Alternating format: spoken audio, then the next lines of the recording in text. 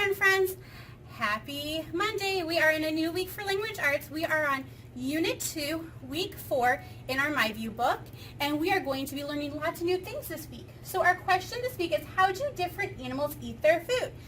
So we're going to be looking at animals. Again, have been talking about how they move to different places, how they find their food, if they make their own food, and this week it's how they eat their food. So different animals eat different foods, and they eat them in different ways. So if you're looking at the first page of your packet this week, we're on pages 128 and 129, and you see this animal here. And if we look at the top, the title says, How Anteaters Eat. An anteater is a kind of animal. So this is an anteater, and look at that long nose. And that long nose is there for a reason. Anteaters do not have teeth. They have long snouts. So they do not have teeth. They have long snouts, which is another name for a nose. And I wonder why they don't have teeth. So let's see if they tell us. Anteaters eat mostly ants and termites. Their long tongues help them eat. They can pick up lots of bugs at once. Because they eat bugs like ants and termites, they have long noses to get to the ground, and then they have long tongues to scoop those bugs up, which means they don't need the teeth in their mouth to chew, since they're using their tongue to just eat it and swallow it. Down here it says, talk with a partner about how anteaters eat. So if you're at home today, you can talk to somebody at home and tell them, what is this animal called and how do they eat? Do they have teeth? No. Do they have long tongues? Yes. And they have those long noses, those long snouts to get down to the ground to eat those ants and termites. Okay, so the next thing we're going to do is we're going to read the story Open Wide, where we talk more about animals and how they eat.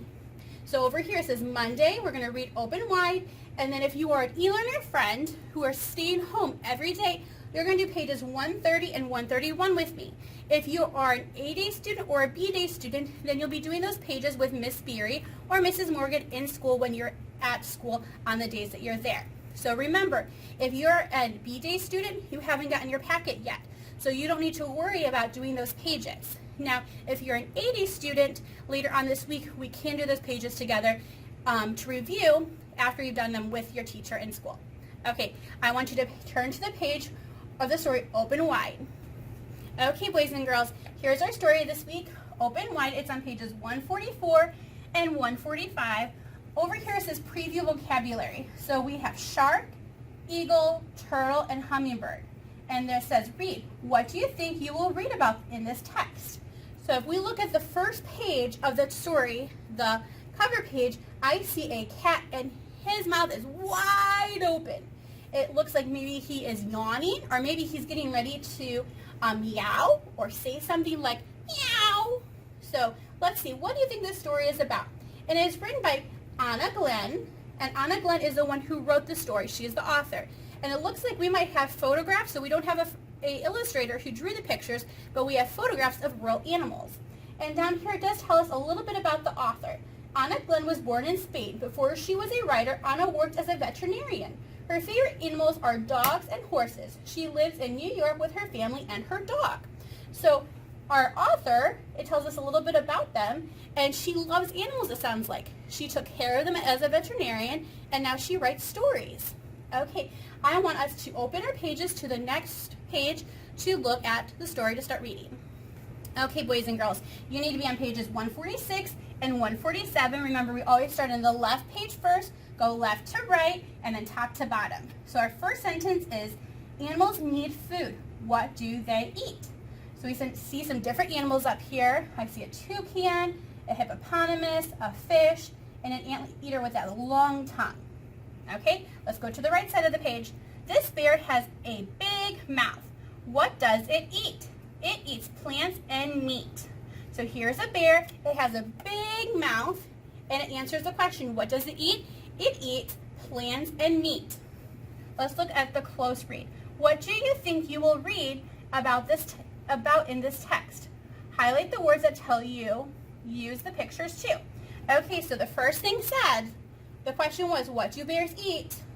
And they eat plants and meat. And we're also going to see some other animals and what they eat. Turn to the next page. Okay, this shark has many teeth. What does it eat? It eats fish. Okay, next page. This eagle has a yellow beak. What does it eat? It eats meat and fish. So in the pictures we see all the shark teeth, so the shark can eat the fish, and then here is the big beak for the eagle, and the eagle eats meat, different meats, and fish. Here's our close read question. What body parts do these animals use to eat? Underline the words and tell what the pictures show. So we kind of just answered that question. We have the shark with lots of teeth to eat the fish, and then we have the bird with the beak who eats fish, and then other probably small animals. Okay, so it needs that beak to catch them so that way it can have those different things to eat. Okay, next page. Okay, next page. This hummingbird has a long beak. What does it drink? It drinks sweet nectar. So the hummingbird drinks the sweet nectar out of the center of the flower just like bees do. But the hummingbird doesn't need to drink the nectar to then make it into honey. It just uses the nectar as its food. Next page. This frog has a long tongue. What does it catch? It catches tasty insects. So the frog uses its tongue as a tool to get the insects that may be flying around, like the fly. Let's look at our question. How do these animals use their mouths? Underline the words that tell what the pictures show. So for the hummingbird, it uses its long beak to get to the sweet nectar inside of the flower, and then the frog uses its tongue, and that tongue comes out really far to catch those bugs, so that way they have insects to eat. Okay, next page. Okay, now we have a turtle and a panda. This turtle has no teeth. What does it nibble? It nibbles plants. So a turtle eats plants, and it doesn't need teeth because it just nibbles those plant leaves or pieces away. Okay, last page. There are all kinds of animal mouths. Different kinds of animals eat different kinds of things. So here's our panda bear, and then the panda eats leaves and then branches off of different trees. Okay, so the next thing we're going to do is if you are an A day or a B day friend, then you can stop now if you'd like, or you continue and preview the pages 130 and 131 that you'll be doing in class with Miss Beery or Mrs. Morgan. Okay, kindergartners, down here at pages 130 and 131, just like I have up here for my e-learning friends that are at home, and we're going to be learning how to write the letter G, okay? And the G can be a little bit tricky, but we're going to learn how to do it, okay? So to start, we are going to start up here, kind of a little bit below that skyline, and we're going to curve it around just like a C. Okay? And then we're going to go all the way to the top to the plane line, and then curve back. Okay? So it's just like a C with an added little tail this way. Okay? One more time. So we go up here, do a big circle around just like a C, and then draw a line there on the plane line. Okay? For a small G, you're going to start right here by the plane line. You're going to do a circle around like a O, and then you're going to make a tail down.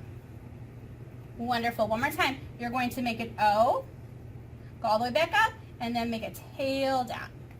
Fabulous. So we will be practicing the G, the G sound next. So here are pages 130 and 131, and I need you to have your pencil ready, and Miss Beery is going to have her black crayon ready to look at these words. Okay, so here is our first page, 130, and we have some different pages. We have gate, goat, bus, goose, bat, and girl. And we're going to match the beginning sounds from this side of the page to this side of the page. So we have gate. Does gate begin with a G, G for G? It does.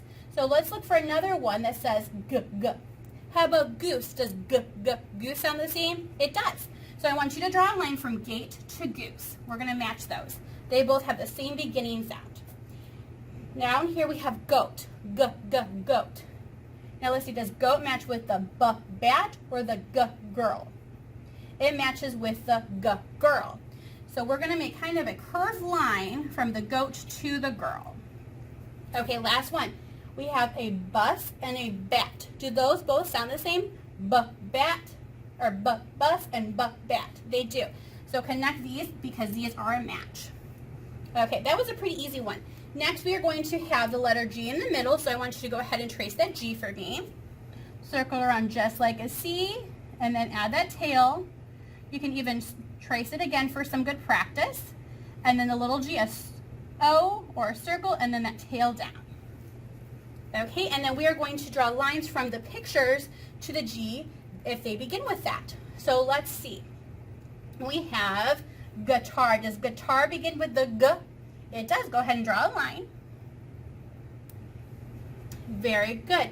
Now let's look at this one. We have goose. Does goose begin with the G? Thumbs up or thumbs down? Thumbs up. Go ahead and trace. Draw a line to it. Okay. How about cat? Cat. Does cat begin with the G sound? No. How about the goat? Does goat begin with the G sound? It does. We're going to draw a line. Okay, and now the last line, we're going to draw them if they end with the G sound. So we have bug, bug, g. Do you hear the g at the end? Yes, we do. Go ahead and draw a line. Next, we have bib. Does bib end with the g sound? No. So we just leave it there. How about another word for pig or hog? They actually both end with the g sound. So we're going to draw a line. And the last one is pin. Does pin end with the g sound? No, so we just leave it there. Okay, boys and girls, you did a fabulous job today. I will see you tomorrow on Tuesdays for some more language arts. I hope you have a great day. Bye, friends.